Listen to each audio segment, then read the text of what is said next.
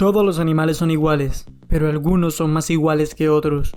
Es la frase contundente finalizando la obra de Rebelión en la Granja, de George Orwell. Este libro no es un cuento infantil con un final feliz, sino una crítica feroz al totalitarismo, un espejo a lo que fue la Unión Soviética, que nos deja una pregunta agridulce al terminar de leerlo. ¿El poder puede corromper incluso las revoluciones más puras?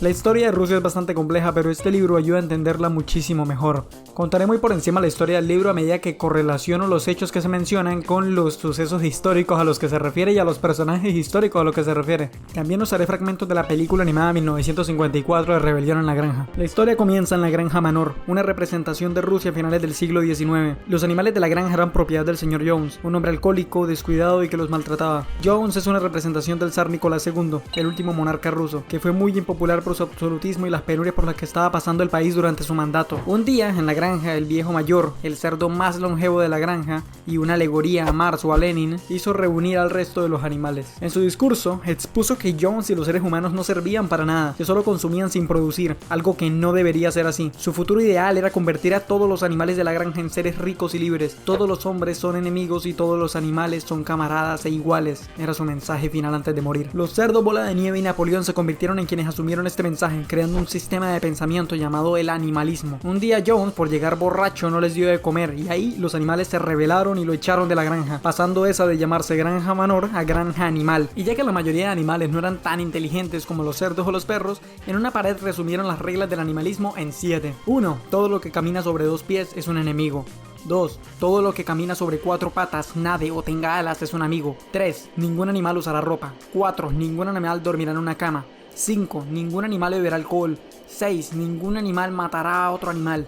Y 7. Todos los animales son iguales. Al principio, la granja fue más próspera incluso que cuando el señor Jones la administraba, comiendo mejor y trabajando con más descanso, así que la verdad, la revolución había sido un éxito realmente para los animales. Los animales en su gran mayoría hacían el trabajo pesado y los cerdos, al ser los más inteligentes, se encargaban de la gestión administrativa de la granja. Pero genuinamente los cerdos también ayudaban a los demás. Un día Jones intentó recuperar la granja con ayuda de varios hombres, pero todos los animales al mando de Snowball y Napoleón ganaron la batalla. El problema de la nueva granja era que Snowball y Napoleón se odiaban mucho. Snowball es una representación de León Trotsky y Napoleón de Joseph Stalin, ambos principales líderes al comienzo de la formación de la Unión Soviética. Mientras que Trotsky creía que lo mejor para la Unión Soviética era propagar el socialismo por toda Europa, Stalin quería consolidar armamentísticamente a la Unión Soviética. Trotsky, al igual que Snowball, quería una participación más democrática en el gobierno para todos, mientras que Stalin y Napoleón buscaban un sistema más centralizado y autoritario. Snowball quería crear un molino de viento para optimizar la producción y el suministro de energía eléctrica en la granja y que así los animales trabajaran solo 3 días a la semana, pero Napoleón odiaba esta idea. La votación para crear o no el molino fue en una asamblea donde con el gran discurso de Snowball todos los animales se emocionaron por la creación del molino de viento, pero Napoleón hizo un enorme chirrío y llegaron varios perros que él había criado en secreto hasta el granero con la intención de matar a Snowball. Por suerte este alcanzó a sobrevivir por lo mínimo, pero de esta forma Napoleón se hizo con el poder absoluto de la granja animal, mintiéndoles a todos al decirles que el Snowball nunca fue un aliado,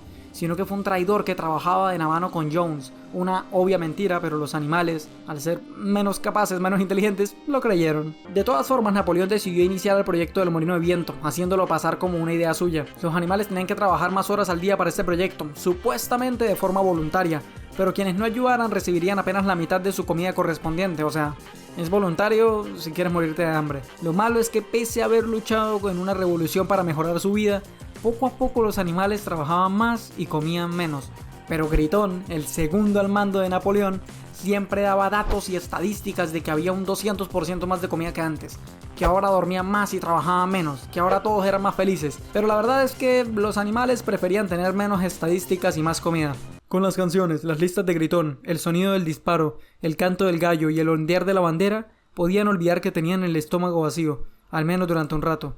Luego Napoleón comenzó a tomar decisiones muy cuestionables, como asesinar a los animales que creía que trabajaban con Snowball para derrocarlo, dormir en la cama del señor Jones e incluso tomar whisky con los demás cerdos y emborracharse. Los animales de la granja, pese a ser menos inteligentes que los cerdos, se dieron cuenta de que eso no era muy correcto y que quizás iba en contra de las reglas que habían formado al iniciar la revolución. Así que volvieron al viejo muro donde escribieron las reglas del animalismo y leyeron de nuevo algunas reglas que se veían diferentes a la primera vez. Ningún animal dormirá en una cama con sábanas. Ningún animal beberá alcohol en exceso. Ningún animal matará a otro animal sin motivo. Ellos no recordaban las partes finales de esas reglas, pero era imposible que Napoleón haya cambiado las reglas esenciales del animalismo, ¿verdad? Pero el tiempo pasaba y la ilusión de la igualdad que alguna vez unió a los animales se fue desvaneciendo. Los cerdos ya caminaban en dos patas, usaban ropa, hacían tratos con los humanos incluso. Y al final de la obra, los demás animales se acercaron a la ventana de la casa del señor Jones mientras los cerdos estaban reunidos con los humanos. Vieron a Napoleón y los demás cerdos brindando con los hombres, riendo y fumando. Los ojos de las criaturas bailaban entre los cerdos y hombres y cerdos. Sin embargo, para entonces ya era imposible distinguirlos. Y así termina Rebelión en la Granja.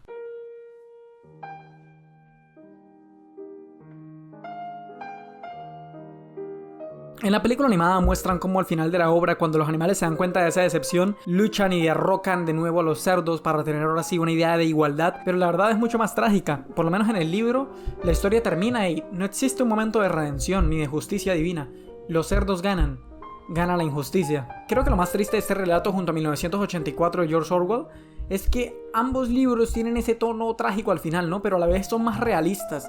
Nos dan esa conciencia más de que si no hacemos algo, realmente estamos jodidos. Incluso nos muestra como una revolución que nace con los ideales más nobles se termina convirtiendo en la misma opresión que juraba destruir, ¿sabes? George Orwell en este libro no lucha en contra del capitalismo o el comunismo, lo cual es curioso porque George Orwell era de izquierda, sino que George Orwell criticaba en general el totalitarismo y las dictaduras, algo que parece que muchas personas olvidaron realmente. Valoración final del libro, 10 de 10. Y créanme, si 1000 días yo vivo, 1000 días amaré a George Orwell. Yo soy el Damian, los quiero mucho. Chao pues.